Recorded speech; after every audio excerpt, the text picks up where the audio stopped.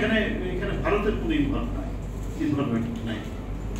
অর্থাৎ ঘোরার আগে গাড়ি জুড়িয়ে দিলেন বা ওই অঞ্চল বা খুলনা বিভাগের বিভিন্ন অঞ্চলের অত্যন্ত ভয়ঙ্কর রকমের একজন মাফিয়া। এটাই হচ্ছে সত্য কথা। আমরা বাংলাদেশে যাদেরকে মাফিয়া বলে চিনি, যে সমস্ত এমপি এবং অন্যান্য নেতাদেরকে, সেখানে আর ওই দলেরই আর কোনো ভদ্রলোক সেখানে দাঁড়াতে পারে না, সেখানে রাজনীতি করতে পারে না।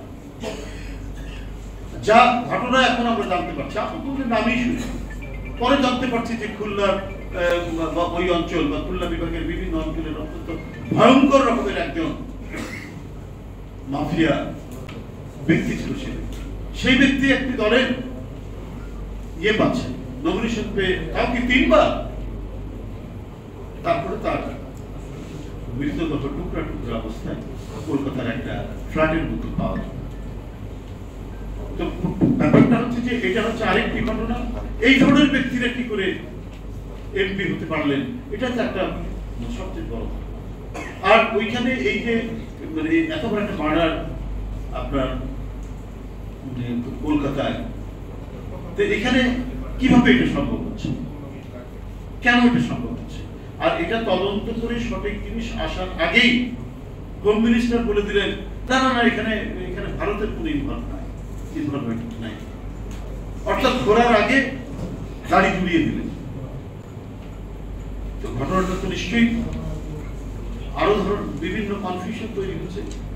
সে যে টাইপের লোক হোক না কেন, তার অতীত পরিচয় বা সাম্প্রতিক যে পরিচয় যেটাই হোক, আপনার একটা তো অবৈধ সরকারের দাবি নির্বাচনের একটা সংসদ সদস্যের একটা সিল আছে তার, তাহলে আরেকটি দেশে যখন যাচ্ছে তার পাসপোর্ট আছে, তার নিরাপত্তা, তার চলাচল, এটা কি সেই দেশের লোকরা করেনি, যাচাই করেনি? সেখানকার গোয়েন্দা বাহিনী, সেখানকার প্রশাসন, সেখানকার পুলিশ টুকরো টুকরো হয়ে নাকি এখন যেটা আজকেই খবরের কাগজে পড়ছি, বিভিন্ন খালে বিলে ফেলা হচ্ছে, সেটা এখন অনুসন্ধান করা হচ্ছে। আর সন্দেহ করে যাকে ধরা হচ্ছে, বোম্বে থেকে ধরে নিয়ে আসা হয়েছে, কি যেন নাম, ভাষায় কি যেন যাই। তো এই ধরনের লোকরা ভারতে আশ্রয় পায় কি করে? আমরা শুনি বাংলাদেশের সব শীর্ষ সদস্যরা ইন্ডিয়াতে নাকি তারা আশ্রয় থাকে, বিভিন্ন ভাবে আশ্রয় থাকে, যারা সেইখান থেকে বাংলাদেশের চাঁদাবাজি থেকে শুরু করে বিভিন্ন খুন জগতের সাথে ইনভলভমেন্ট রয়েছে, অনেকের নাম শুনছে এবং ধারাবাহিকভাবে পত্রপত্রিকায় উঠছে, গণমাধ্যমে উঠছে, সেটা আমার কথা না। সেখান থেকে তারা বাংলাদেশের জনপদের পর জনপদে তাদের অস্তিত্ব, তাদের প্রভুত্ব তারা জানিয়ে রেখেছে। এদের মধ্য থেকেই আবার কেউ কোনোদিন হয়তো এমপি হয়ে যাবে, যদি এই কর্তৃত্ববাদী শাসন থাকে, যদি এক ন্যায়োচিত শাসন থাকে, যদি এই দামি নির্বাচন আর মিডনাইট নির্বাচনের সরকার যদি থাকে, তাহলে এরাও নানাভাবে ম্যানেজ করে তারাও হয়ে যেতে পারে। সুতরাং আপনারা যারা আজকে নিজেদের শিক্ষা জীবনে